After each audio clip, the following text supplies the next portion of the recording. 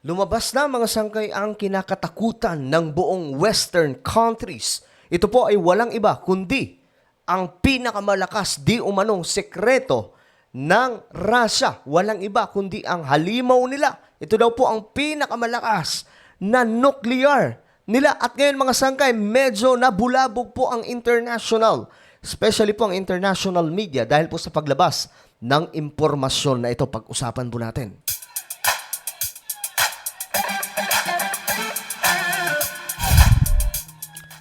Hello, magandang oras po sa lahat ng ating mga kababayan mula sa Luzon, Visayas, Mindanao, Sabah at maging sa ating mga kababayan na nasa iba't ibang bansa. Bago po tayo magsimula, mga sangkay, pakisubscribe po muna yung ating channel. So sa ibaba po ng video na to, may makikita po kayong subscribe button. So wala po kayong ibang gagawin kundi pindutin nyo lamang po yan, tapos i-click nyo yung bell at i-click nyo po yung all. Ulitin ko, click the subscribe down below, click the bell and click all. At kung kayo ay nanonood sa Facebook, huwag niyo pong kalilimutan na i-follow ang ating Facebook page. So today, mga sangkay, pag-usapan po natin ang patungkol po sa pambihirang weapon nitong Russia, mga sangkay, na ngayon, ayon po sa balita, niyanig umano ang Western dahil po sa paglabas ng isa sa halimaw. Ewan ko kung ito na po yung pinakamalakas mga sangkay na nuclear ng Russia. Ito po yung balita mga sangkay. Tingnan po natin. Russia shakes West. Niyanig daw po ng Russia ang West with next-gen nuclear missile amid Putin's big nuke warning. So ito mga sangkay. Tingnan po natin. И Россия его подписала. Россия подписала и ратифицировала. Ayan o. We conducted the last successful test. Ito of the Burevestnik. Ano ba yun? Paano ba basahin yan? Nuclear-powered global range cruise missile. Ayon po yan kay Putin, mga sangkay. А Соединенные Штаты подписали, но не Grabe naman to, oh.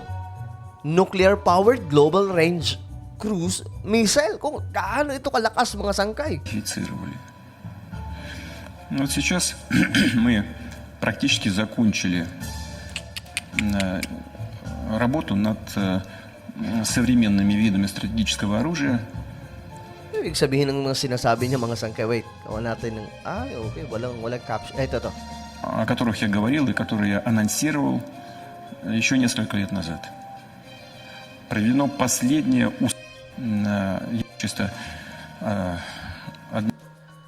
Russia had almost complete work on its Smart Intercontinental Ballistic Missile System. Ngayon, mga sangkay, ito, para mas klaro tayo, hindi natin naiintindihan doon. Ito, sabi po sa balita, wala daw pong makakasurvive sa ating planeta sa nuclear attack ng Russia. Ayon po kay Vladimir Putin. Tingnan po natin. Russian President Vladimir Putin ramps up his nuclear rhetoric during his speech on Thursday at the annual Valdai Discussion Club in Sochi. Putin announced that Russia has successfully carried out the test of a new generation nuclear-powered cruise missile and further suggested that the country could resume nuclear testing for the first time in more than 3 decades. Putin, who's repeatedly reminded the world of Russia's nuclear might since the invasion of Ukraine, said no one in their right mind would use nuclear weapons against Russia. Ayan na. Kumbaga, ang dating mga sangkay, iminaliit lamang po ni Russian President Vladimir Putin ang kung ano pang mga weapon like nuclear, ang iba pang mga bansa. So, ibig sabihin, napakatindi nitong nuclear na hawak ng Russia.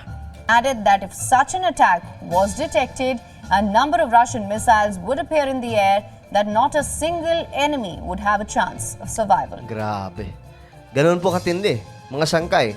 Kumbaga itong mga nuclear nila, anytime, kapag may ma-detect mga sangkay na pag-atake ng mga kalaban, kusa sigurong lilipad mga sangkay, no? Or we don't know kung mayroon po silang mga code na pipindutin dito. But again, very successful di umano ang kanilang test ng sinasabi po nilang pinakamalakas na nuclear. So ang tingin ko dito mga sangkay, kaya po ito inilabas ni Putin para lalong takutin ang Western countries na mas lalo pong maging maingat sa kanilang mga galaw ngayon sa Ukraine. At I'm sure guys, hindi po natin gugustuhin ang isang pag-atake ng nuclear. Delikado po talaga yon. Ayon nga po kay former President Duterte, ito po yung kinakatakot niya na mangyari sa ating planeta, ang magkaroon po ng nuclear war. Откуда бы это ни исходило. Because from the moment the missile launch is directed, no matter where it comes from, Pakinggan nyo mabuti ha. Ganito katindi itong sinasabing nuclear ng Russia. Survival. Откуда бы это ни исходило. because from the moment the missile launch is directed, no matter where it comes from, Sabi po dito, missile launch is detected no matter where it comes from. any point of the world's oceans or from any territory. In a retaliatory counter-strike, so many hundreds of our missiles will appear in the air that not a single enemy will have a chance of survival in several directions at once. Выживание. Grabe, ganun po ka-high-tech itong nuclear ng Russia. May madetect lamang po na pag-atake kahit pa nuclear yan. Magliliparan na po itong mga nuclear ng Russia at ayon po dito mga sangkay, walang kahit na isa ang makakasurvive. Well, guys, lahat ng ito mga sangkay, naihula naman talaga sa Biblia yan, na darating talaga ang panahon na magkakaroon po ng alingaw-ngaw ng mga digmaan. Pero ito kasi ngayong pinangangambahan nating digmaan ay wala pong iba kundi ito po yung pinaka malakas na digmaan at delikado po mga sangkay na pwedeng masira mismo ang ating planeta. Ни у одного противника. Now, during his speech, Putin also suggested that the plane crash that killed Wagner mercenary chief Yevgeny Prigozhin in August was caused by hand grenades detonating inside the aircraft and not by a missile attack. Погибших при авиа. The director of the investigation committee Ito, nilabas mga sangkay, inilabas din niya yung impormasyon kung papaano po bumagsak ang sinasakyan na eroplano ng leader ng Wagner na nag-aklas din po sa kanya. Ayon po dito, reported recently that hand grenade fragments were found in bodies of those killed in the air accident.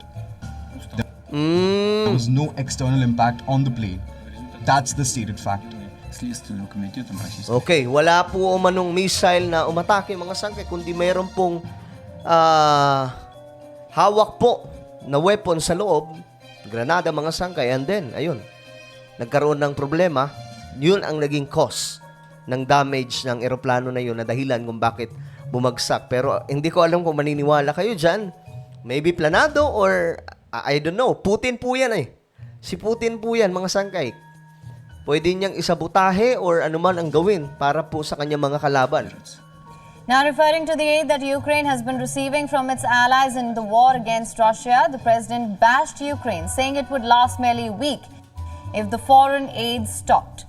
The Russian president in his speech also mentioned that he skipped the BRICS summit in South Africa because he did not want to cause a political show. The president said he didn't travel to South Africa in order not to make trouble for the country. более-менее выровненной. Okay. So ngayon mga sangkay, hindi ko alam anong gagawin dito ng ibang mga bansa, no? Like sa Western. Kasi malaking babala po ito eh. Ito daw po yung pinaka-deadly na nuclear weapon ng Russia. Paano yun mga sangkay? Ayan o, no one on earth will survive a nuclear attack on Russia.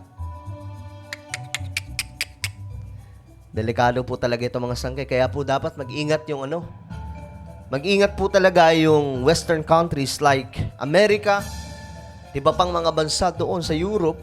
Dahil nga po, sa isang idlap lang, posible po talaga maganap itong pinangangambahang pagpapalipad ng mga katakot-takot na nuclear ng Russia. At dito mga sangkay, ayon nga po sa balita, binulabog ang West dahil nga po sa next-gen nuclear missile. Malaking warning po ito, mga sangkay sa Western na hindi po sila masyadong No, wag po silang masyadong pagkamali dahil delikado po talaga yan, mga sangkay. But what is your opinion regarding po dito? Tingin nyo ba talagang tutuluyan ni Putin ang kanyang mga kalaban? Mga sangkay, dahil sabi pa nga po dyan, kumbaga sa term natin, loko-loko lamang po ang sasabak o magpapalipad ng anumang bagay like nuclear laban po sa Russia. Dahil alam po niya kung gaano kalakas ang mga nuclear nila. Well, ano po ang inyong opinion tungkol po dito, mga sangkay? Just comment down below. And now, guys, I invite you to please subscribe my YouTube channel, Sangkay Revelation. Hanapin nyo po ito sa YouTube at kapag nakita nyo na click the subscribe, click the bell, and click all. So ako na po yung magpapaalam. Hanggang sa muli, this is me, Sangkay Janjan. Palagi nyo pong tatandaan that Jesus loves you. God bless everyone.